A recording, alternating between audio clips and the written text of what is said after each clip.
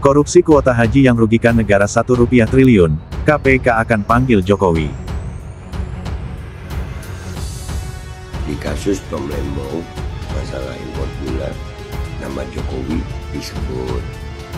Di kasus Hasto, nama Jokowi juga disebut ya. Nah sekarang setelah kemarin Yakut diperiksa KPK, nih nama Jokowi disebut lagi. Jokowi. Iya, KPK buka peluang periksa Jokowi terkait dugaan korupsi kuota haji. Wah, sebut terus nama lupa. Mana ijazah masih goib ya. Komisi Pemberantasan Korupsi membuka kemungkinan memanggil Presiden ke-7 RI Joko Widodo sebagai saksi dalam kasus dugaan korupsi penyelenggaraan ibadah haji 2024. Kasus ini terkait penyelewengan 20.000 kuota tambahan haji yang merugikan negara lebih dari 1 triliun rupiah. Juru bicara KPK Budi Prasetyo menegaskan lembaganya tidak akan tebang pilih dalam memanggil saksi. Budi di Gedung Merah Putih KPK Jakarta Senin menyatakan pemanggilan terhadap semua saksi tentu tergantung kebutuhan dari penyidik. Menurutnya KPK terbuka untuk memanggil siapa saja yang diduga mengetahui konstruksi perkara ini dan dapat membantu membuka dan membuat terang dari penanganan perkara ini. Keterkaitan nama Jokowi muncul karena tambahan kuota 20.000 jemaah tersebut merupakan hasil lobi langsung yang ia ajukan kepada pemerintah Arab Saudi. PLT Deputi Penindakan dan Eksekusi KPK Asep Guntur Rahayu menyebut tujuan awal permintaan itu untuk mempersingkat antrian haji reguler yang bisa mencapai belasan tahun. Berdasarkan Undang-Undang Nomor 8 Tahun 2019 tentang penyelenggaraan ibadah haji dan umroh, kuota tambahan seharusnya dibagi 92% untuk haji reguler atau 18.400 jemaah dan 8% untuk haji khusus atau 1.600 jemaah. Namun pembagian dilakukan 50-50, yakni masing-masing 10.000 untuk haji reguler dan haji khusus. Hal tersebut yang diungkap oleh Asep menjadi perbuatan melawan hukum. Penyimpangan ini diduga menjadi sumber kerugian negara yang mencapai lebih dari 1 triliun rupiah. KPK kini membidik pihak-pihak yang memberi perintah pembagian kuota ilegal tersebut dan yang menikmati aliran dananya. Mantan Menteri Agama Yakut Khalil Kaumas telah dimintai keterangan pada Kamis dan akan dipanggil lagi untuk pemeriksaan lanjutan. KPK telah menerbitkan surat perintah penyidikan umum dan akan menjerat para pihak yang terlibat dengan pasal 2 ayat 1 dan atau pasal 3 Undang-Undang Tipikor Jungto pasal 55 ayat 1 ke 1 KUHP. Kejaksaan, kepolisian jangan hanya ngomong saja. Kemungkinan untuk bisa memanggil Jokowi sudah jelas itu. Semua menteri-menteri yang bersama Jokowi itu tidak ada satupun yang tidak patuh dengan dia karena ada kasus korupsi ini. Dan mereka pasti berbagi, sama juga dengan kasus di Kemendikti ya, Menteri Pendidikan Nadiem ya, karena itu Jokowi itu harus sebelum Prabowo harus diselesaikan katanya, karena tidak mungkin nanti sama juga dengan IKN. Karena Prabowo tidak akan ini diburu sama dia memberikan dana di situ. Sama juga Menteri Agama. Menteri Agama entah berapa dia berbagi dengan Jokowi atau anaknya atau keluarganya. Yang jelas semua ini pasti ada. Saya meyakini sekali, menduga sekali Jokowi pasti terlibat dengan semua. Habiskan uang yang ada di bank. Yang pertama Saudara YCQ ya, Menteri Agama periode 2020-2024. Kemudian Saudara IAA yang merupakan staf sus Menteri Agama pada periode tersebut, dan juga Saudara FAM yang merupakan pihak swasta selaku pemilik tur haji dan umroh gitu ya. Pencegahan ke luar negeri kepada para yang bersangkutan tentu dibutuhkan penyidik agar yang bersangkutan tetap berada di Indonesia supaya dapat mengikuti proses penyidikan ini. Pak, itu hak haji reguler, Pak, yang sudah puluhan tahun menunggu Bapak. Masa Bapak ambil? Tega betul kita. Puluhan tahun mereka menunggu, Pak. Lumayan 9.000 orang akan berangkat itu. Bapak berikan kepada orang yang berduit berangkat haji. Saya nggak ikut-ikutan, Pak. Ini rapat kita live. Terus terang, mohon maaf pimpinan, saya tidak ikut serta di dalam konteks itu. Korupsi kuota haji tahun 2024 kabarnya sampai 1,1 triliun. Masya Allah banget, gak tuh mantan Menteri Agama kita Bapak Yakut Kholil yang terhormat. Bisa-bisanya ini urusan agama tapi masih dikorupsi. Kalau Menteri Agama aja bisa kayak gini, gimana menteri-menteri yang lain? Ya mending kalau misal 1,1 triliun dibeliin toa-toa masjid yang dulu sempat dilarang sama si Yakut ini. Hitungan internal KPK namun sudah didiskusikan juga dengan teman-teman di BPK, tapi masih hitungan awal. Tentu nanti BPK akan menghitung secara lebih detail lagi. Jadi angka yang didapatkan dari hitungan awal adalah lebih dari 1 triliun. Ini diduga ada dugaan pungli sebesar $5.000 atau 75 juta terhadap perjamaahnya. Karena memang untuk berangkat haji itu kan antriannya panjang. Kalau yang haji plus 7 tahun, kalau yang haji biasa bisa 20 sampai 30 tahun. Maka meskipun diminta nambah $5.000 atau 75 juta, jamaah nyatanya diduga mengambil. Nah, ini mestinya kan harusnya tanpa tambahan itu. Nah, jadi ada dugaan mensrea karena kenapa ditambah sampai 10.000 atau 50% dari kuota tambahan itu, ya karena diduga ada oknum-oknum yang nakal yang hendak mengambil keuntungan. Ditelusuri Tribun Medan, kasus ini berawal usai Jokowi menyampaikan permohonan kenaikan 20.000 jemaah haji ke pemerintah Arab Saudi untuk memperpendek waktu tunggu kuota reguler.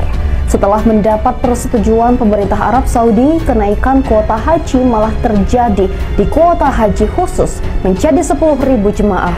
Jika mengikuti aturan penyelenggaraan haji, kuota haji khusus hanya 8% atau 1.600 jemaah, sisanya adalah kuota untuk haji reguler sebanyak 18.400 jemaah.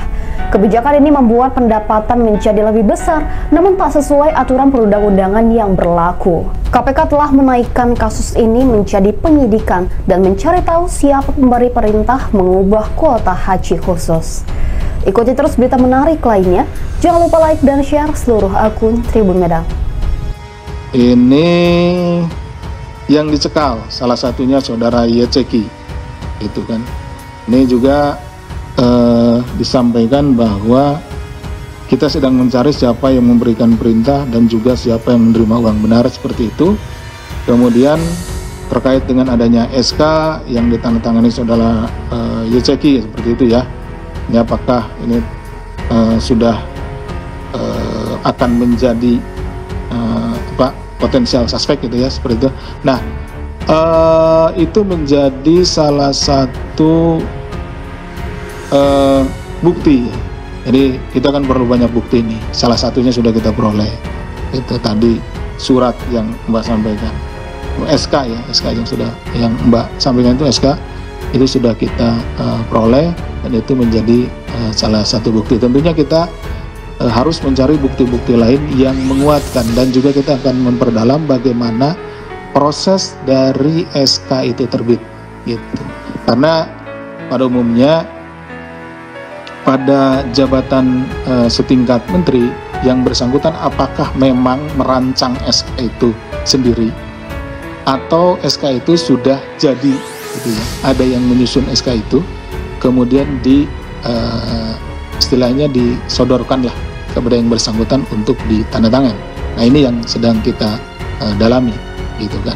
Jadi kita lihat seperti tadi di awal itu siapa yang beri perintah gitu kan. Apakah ada yang lebih tinggi dari itu kemudian beri perintah atau bagaimana, kita sedang kita dalami.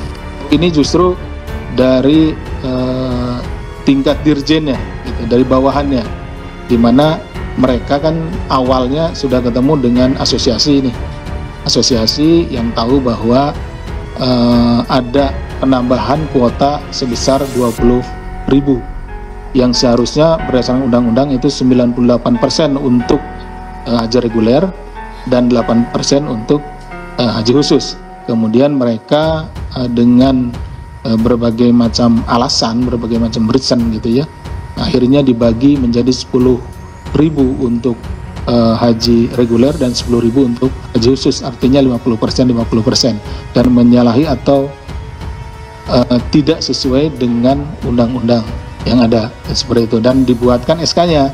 Nah, apakah ini usulan dari dari bottom up, dari bawah, atau ini memang perintah dari top down? Itu yang sedang kita dalami. Keterlaluan, karena itu kasus dugaan korupsi kuota haji ini memang sempat tahun lalu itu mengundang kehebohan, dan kemudian DPR ini setelah Pak tim pemantaunya bekerja mendapatkan banyak temuan, kemudian mereka membentuk Pansus Haji. Pansus Haji ini bekerja secara maraton dan mereka memeriksa para saksi-saksi dan mereka juga yang diduga terlibat dalam kasus ini. Tetapi yang sangat disayangkan pada waktu itu memang mereka tidak berhasil mendatangkan Menteri Agama yang saat itu dijabat oleh Yakut Khalil Qomas. Pertama dia waktu tidak dipanggil katanya dia ada alasan berkaitan dengan penyelenggaraan NCQ di Kalimantan, dan kemudian setelah itu dia berkali-kali dipanggil, dia tidak hadir karena dengan alasan dia sedang melakukan kunjungan dinas ke luar negeri. Ini panjang sekali kunjungan dinas yang pada waktu itu dia melakukan kunjungan ke beberapa negara, mulai dari Vatikan, kemudian ke Italia, kemudian ke Prancis, dan terakhir ke Uni Emirat Arab. Nah, ini yang orang kemudian kan curiga, kenapa kok Yakut Khalil Qomas di saat Pansus sedang bekerja, Pansus Kuota Haji bekerja, dia malah diutus oleh Presiden melakukan perjalanan ke luar negeri. Kan nggak mungkin menteri, apalagi Menteri Agama gitu, kemudian dia melakukan kunjungan ke luar negeri tanpa izin atau bahkan merupakan perintah dari Presiden. Itu yang saya kira nanti harus dibikin terang mengapa waktu itu Yakut Khalil Qomas menghilang ke luar negeri, dan kemudian sampai masa kabinet berakhir pun dia tidak muncul-muncul lagi. Media sosialnya yang biasanya aktif itu tidak update, dan kemudian barulah setelah dia dipanggil oleh KPK dia muncul kembali. Ini gue dapat info terbaru, Menak ini Gusmen itu diminta tidak hadir oleh istana dalam Pansus Haji begitu, karena nanti mungkin serangannya akan begitu masif ya dalam Pansus Haji itu begitu. Memang Pansus Haji ini yang kita lihat memang politis gitu ya,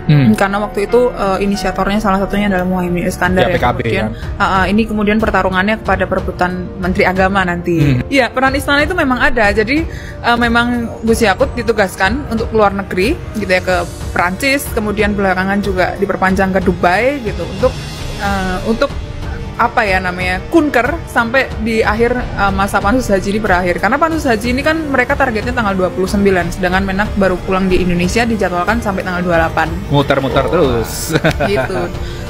Bukan surat tugas yang menyatakan dia sampai tanggal 28, tapi surat pemberitahuan saja. Itu kenapa akhirnya dipanggil paksa ya oleh Pansus Haji. Nah, berarti ada hubungannya dong dengan pertempuran atau perebutan kursi menteri nih antara PKB dan PBNU. Iya, memang meruncing hubungannya PKB dan PBNU belakangan memang salah satunya karena perebutan kursi menteri tadi. Nah, ada cerita menarik juga soal penunjukan Gus Ipul Saifullah-Yusuf sebagai Mensos. Gimana tuh sih? Nah, ada kawan yang cerita gitu. Jadi Mensos ini disuruh mengawal Pilkada Jawa Timur gitu. Oh, Kofifa dong. Kofifa. Yeah. Nah, supaya kan Mensosnya sebelumnya Risma nih. Yeah. Supaya batas-batas tuh nggak ada yang ke Risma gitu kan. Oh, oke. Menarik gitu. Korupsi kuota haji. Bayangkan, ibadah haji yang suci, yang sebenarnya, yang seharusnya murni untuk Allah, malah dijadikan ladang korupsi. KPK mencegah ke luar negeri mantan Menteri Agama Yakut Khalil Qomas, kemudian ex-staf khususnya dan bos salah satu travel besar di Indonesia. Dugaan kerugian lebih dari 1 triliun rupiah. Tapi tunggu dulu, ini bukan sekadar soal satu orang atau satu ormas. Tambahan kuota haji resmi dari pemerintah Arab Saudi dibagi 2. Reguler untuk rakyat, dan yang kedua khusus untuk travel. Undang-undang bilang kuota khusus cuma 8%, tapi di lapangan jumlahnya bisa tembus 50%. Artinya, puluhan ribu jamaah reguler kehilangan haknya. Kuota yang seharusnya untuk reguler dialihkan ke travel premium yang bayar lebih mahal. Negara rugi, jamaah sengsara. Kenapa ini terjadi? Karena haji dikelola bukan semata sebagai amanah ibadah, tapi sebagai pasar besar bernilai miliaran dolar. Kuota jadi komoditas, pejabat punya kewenangan, staf khusus jadi penghubung, travel jadi penerima manfaat. Semua punya insentif main belakang. Dan pasar ini nggak kenal apakah seseorang mantan ketua ormas keagamaan atau tidak, mantan ketua GP Ansor atau tidak. Kalau sudah urusan uang, semua bisa tergoda. Komisi Pemberantasan Korupsi (KPK) mempertimbangkan untuk memanggil Presiden ke-7 RI, Joko Widodo. Jokowi akan menjadi sebagai saksi dalam penyelidikan kasus dugaan korupsi penyelenggaraan ibadah haji tahun 2024. Kasus ini melibatkan dugaan penyalahgunaan 20.000 kuota tambahan haji yang diperkirakan menyebabkan kerugian negara mencapai lebih dari 1 triliun rupiah. Juru bicara KPK, Budi Prasetyo, menegaskan bahwa lembaganya bersikap adil tanpa pandang bulu dalam memanggil para saksi. Pemanggilan saksi akan dilakukan berdasarkan kebutuhan penyidik, ujar Budi di Gedung Merah Putih KPK, Jakarta, Senin, tanggal 11 Agustus tahun 2025. Kasus korupsi terkait penyelenggaraan haji bukan kali pertama terjadi di Indonesia. Sebelumnya, sejumlah kasus serupa juga pernah diungkap KPK, termasuk kasus pada tahun-tahun sebelumnya yang melibatkan penyelewengan dana dan kuota haji. Seperti kasus korupsi dana haji di Kementerian Agama tahun 2013 sampai tahun 2014, kasus korupsi kuota haji di Provinsi Jawa Timur, 2017 kasus penyelewengan dana dan kuota haji di Kementerian Agama, 2020. KPK terbuka untuk memanggil siapa saja yang diduga mengetahui konstruksi perkara ini dan dapat membantu membuka dan membuat terang dari penanganan perkara ini, ujarnya. Keterkaitan nama Jokowi muncul karena tambahan kuota 20.000 jemaah tersebut merupakan hasil lobi langsung yang ia ajukan kepada pemerintah Arab Saudi. Pit Deputi Penindakan dan Eksekusi KPK, Asep Guntur Rahayu, menyebut tujuan awal permintaan itu untuk mempersingkat antrean haji reguler yang bisa mencapai belasan tahun. Tambahan 20.000 kuota ini hasil pertemuan atau kunjungan Presiden Republik Indonesia era itu adalah Jokowi, dengan pemerintah Arab Saudi di mana alasannya adalah permintaan kuota ini karena kuota reguler itu nunggunya sampai 15 tahun lebih, jelas Asep. Modus korupsi haji, kuota reguler jadi bancaan. Berdasarkan UU Nomor 8 Tahun 2019 tentang penyelenggaraan ibadah haji dan umrah, kuota tambahan seharusnya dibagi 92% untuk haji reguler, 18.400 jemaah, dan 8% untuk haji khusus, 1.600 jemaah. Namun, pembagian dilakukan 50/50, yakni masing-masing 10.000 untuk haji reguler dan haji khusus. Itu yang menjadi perbuatan melawan hukumnya, itu tidak sesuai aturan itu, tapi dibagi dua, kata Asep. Penyimpangan ini diduga menjadi sumber kerugian negara yang mencapai lebih dari 1 triliun rupiah. KPK kini membidik pihak-pihak yang memberi perintah pembagian kuota ilegal tersebut dan yang menikmati aliran dananya. Potensial suspeknya adalah tentunya ini terkait dengan alur-alur perintah, kemudian juga aliran dana, ungkap Asep. Jadi terkait dengan siapa yang memberikan perintah terhadap pembagian kuota yang tidak sesuai dengan aturan ini, tambahnya. Mantan Menteri Agama Yakut Kholil Qoumas telah dimintai keterangan pada Kamis, tanggal 7 Agustus tahun 2025, dan akan dipanggil lagi untuk pemeriksaan lanjutan. KPK telah menerbitkan surat perintah penyidikan sprindik umum dan akan menjerat para pihak yang terlibat dengan pasal 2 ayat 1, dan atau pasal 3 UU Tipikor Junto pasal 55 ayat 1 pertama KUHP.